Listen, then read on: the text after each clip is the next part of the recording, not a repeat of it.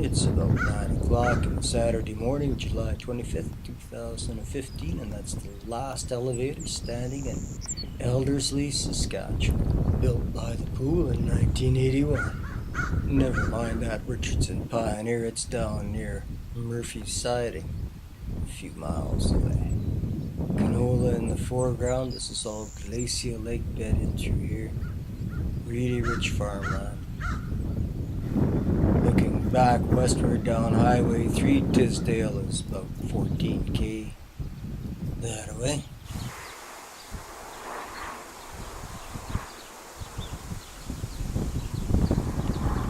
And looking north up Range Road 133 west of the 2nd Meridian.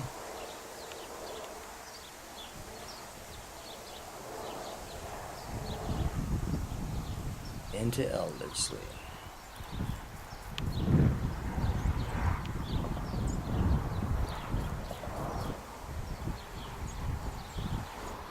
Looking east along the rail line that the Canadian Northern built through here in 1904 on their way to Melfort, 35.6 miles behind us.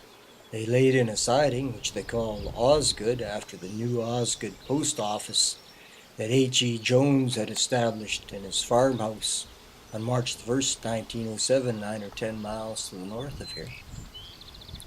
Sometime or other, the company dropped off a freight passenger shelter that it called Osgood Siding at mile 63.1 from Hudson Bay Junction, or what CN now calls its Tisdale sub, looking due north here.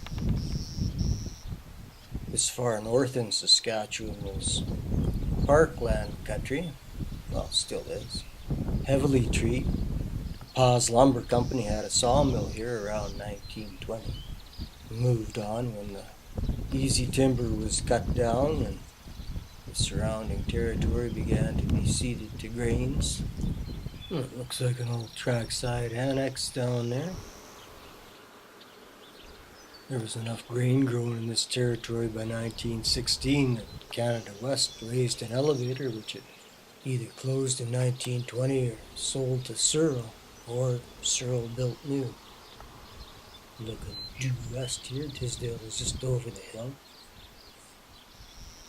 Theodore Will established the Eldersley Post Office on July the 1st, 1914, on the town site, I presume.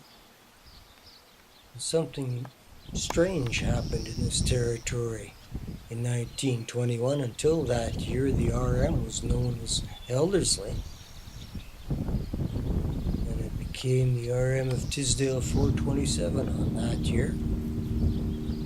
The Canadian National changed the name of the siding to Eldersley. There's the 81 pool elevator in private hands since 2002. In 1922, CN built a 4th class station, and on June 8th of that year, Eldersley incorporated itself as a village. Looking east on 2nd Avenue at Main Street. This would be uptown Eldersley. Downtown would have stood A.G. Osborne's store for many years, likely on 1st Avenue down by the railway tracks.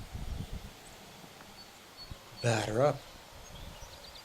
Wonder how many baseballs are in the bush line over there.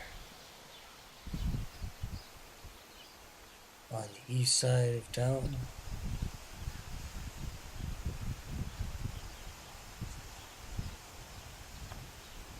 snows get heavy up here. During the 20s, Eldersley really boomed. It was a local business node selling supplies and equipment.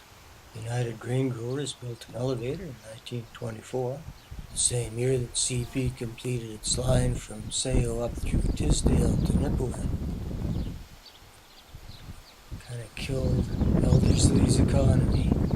Osborne's store would have stood right down there, I think.